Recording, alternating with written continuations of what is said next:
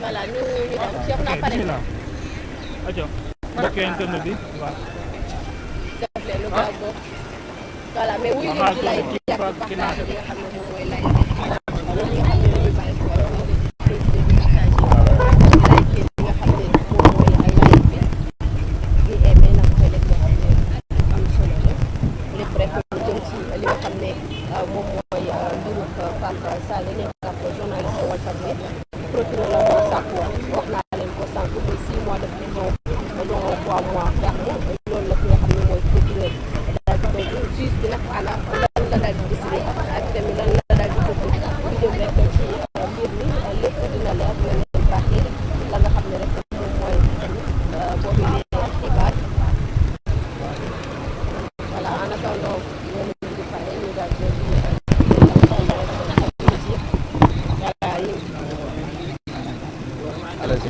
Allez-y Daouda voilà Daouda ñëwal. mbokk internet bi yaakaar naa ne ñu ngi nekk ak ki nga xamante ni mooy Moussa lan la mën a xam comme information concernant l'affaire Pape Sané. waaw donc tey moom dañu ñëwoon soutenir sunu grand frère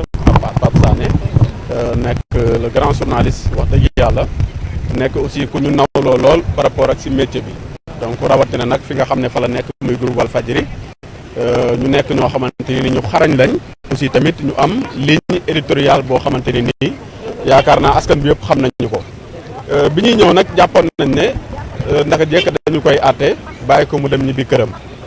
mais gis ngeen ne le procureur bi nga xam ne moom moo teewoon ci salle bi dafa sàkk ñu daan Pape Sané 6 mois de prison yoo xamante ni nii 3 mois yi lay tëdd maanaam 6 mois dont 3 mois ferme yeneen 3 mois yi avec sursis malgré plaide bi nga xamante ni avocats yi def nañ ko ñu nekk ay avocats yu xarañ aussi indi ay preuve yu leer nañ wax li nga xamante ni nii noonu la demee aussi leeralaale tamit lu am solo mooy que ne du le procureur bi nga xamante ni moom mooy le procureur de la République moom moo def autosaisine jaarale ko ci gendarmerie mais gendarmerie ci boppam donc ñoom ñoo gis information bi donc ñu convoqué ki nga xam ne moom mooy Pape Sané door a yëgal le procureur de la République donc loolu tamit lu ama am solo la nit ñi xam ko finalement juge bi nga xam ne moom moo nekkoon président tribunal bi li mu wax mooy Pape Sané kat condamné na ko 3 mois de prison avec sursis maanaam condamné nañ ko ñetti weer yoo xamante ni nii donc du ko tëdd si biir loolu tamit ñu dolli si 250 000 yoo xamante ni nii amende lay doon boo xam ne da ko war a fay mais aussi avec contrainte par corps maximum donc loolu tamit wax dëgg yàlla yaakaar naa ajowu ko woon parce que 250 000 moom Pape Sané buñ ko laajee dina ko joxe donc du ñu àgg sax si contrainte par corps mais li am solo rek mooy xëy na fii si tribunal bi yoon moom moo fiy dox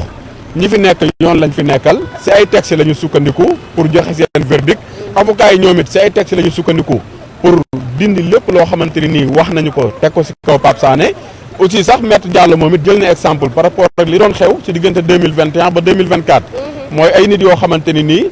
biñ leen jàppee laaj nañu leen ban lien la ñu am ak Ousmane Sonko ban lien la ñu am ak Pastef loolu je pense que loolu lu fi xaw a yàgg la ba si ki nga xam ne dañ doon wax naan dafa jóge woon Casamance ñu naan rebelle la ak du rebelle Ousmane Kabiline Diatta yaakaar naa même question yooyu noonu lañ ko posé woon kon je pense que loolu bu ko Pape Sané waxee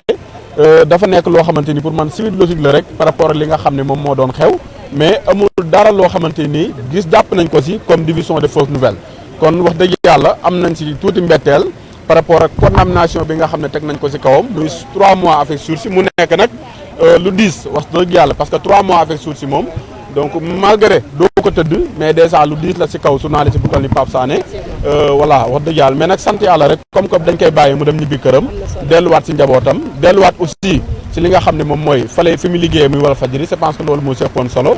donc je pense que voilà quoi. sant yàlla def nga lépp ñu ngi lay jaajëfal. 3 mois sursis plus 250 000 amende. voilà merci beaucoup Ousmane am na solo bu baax a baax ñu daal di jël avocat bi Oui, je m'appelle Maître Pape Sané, je suis avocat à la Cour. Voilà, Maître Pape Sané vient d'être condamné à 3 mois avec sursis, avec une amende de 250 000. Ça vous dit quoi en tant que avocat? Oui, en fait, nous considérons que c'est une juste décision du tribunal. Le tribunal a le dernier mot en la matière. Mais il faut rappeler que nous avons plaidé quand même la relaxe de Pape Sané et on s'est fondé sur des arguments de droit. Parce que nous avons estimé que dans le cas d'espèce, il ne peut pas, il ne saurait y avoir de nouvelles fausses, encore moins des nouvelles supposées fausses et qui auraient troublé l'ordre public, qui auraient déstabilisé ou jeté le discrédit sur les institutions. Malheureusement, ce que nous déplorons dans le cadre de cette infraction qui s'appelle la diffusion de fausses nouvelles, c'est un peu le système du renversement de la charge de la preuve que le maître des poursuites adopte très souvent. Et cela n'est pas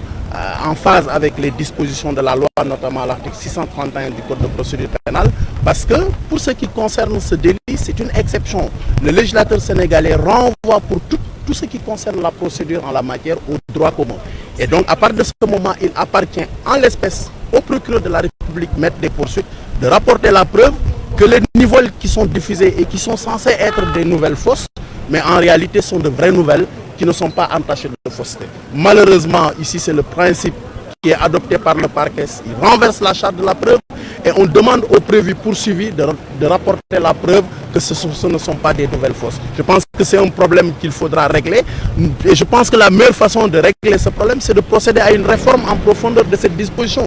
qui va à l'encontre même de la liberté de la presse. C'est pourquoi moi je considère que l'article 255 constitue une épée de Damoclès sur les journalistes en général, mais en particulier sur les journalistes d'investigation. Et cela n'est pas conforme aux engagements du Sénégal vis-à-vis de l'international, par rapport au pacte international relatif aux droits civils et politiques, mais par rapport à la Déclaration universelle des droits de l'homme. Parce que toutes ces deux conventions, à travers leur article 19, protègent la liberté de la presse. Et nous voyons aujourd'hui que cette liberté de la presse connaît des difficultés d'exercice dans notre pays. Et il est temps que les autorités aujourd'hui en charge de ce pays fassent des réformes allant dans ce sens. Parce qu'on ne peut pas avoir une démocratie en bonne santé sans une liberté de la presse.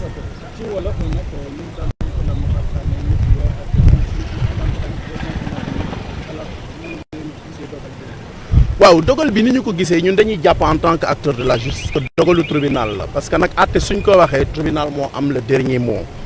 Mais gis ngeen ne que ñun position bi ñu adopté woon mooy dañuy jàpp ne Pape Sané propos yi ñu koy topp mënul méngoo ak li ñuy wax diffusion de fausses nouvelles comme ni ko article 255 waxee. loolu nag jàngat bi ñu ci def mooy dañuy jàpp ne que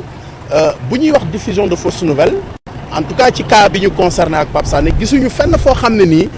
indi nañu ay firnde yuy wane ne li mu wax fausse nouvelle la mais indiwuñu ay firnde yuy wax ne même bu dee fausse nouvelle am na gàllankoor ci institution yi. Mais nag li ñu nemmeeku également mooy délit bu mel ni diffusion de fausses nouvelles de plus en plus tey dañuy gis ne que ki nga xam ne moom la ñu indi di ko àtte moom la ñuy teg ci ndoddam pour mu prouver que du fausse nouvelle alors que loolu dëppoowul ak principe yi nga xam ne droit commun tënk na ko ci wàllu preuve en matière pénale mooy accusation bi mooy indi ay preuve accusation bi fii procureur la mais procureur daf koy bàyyi moom daf koy yenn ki nga xamee ne que moom la ñuy poursuivre te loolu dañuy wax ne que dëppoowul ak article 631 du code de procédure pénale bi nga xam ne pour délit de diffusion de fausses nouvelles moom daf ne nañu reporter waat ci procédure de droit commun kon damay wax ne que tey jot na quand même ñu indi ay coppite ci article 255 parce que man dama bokk ci ñu jàpp ne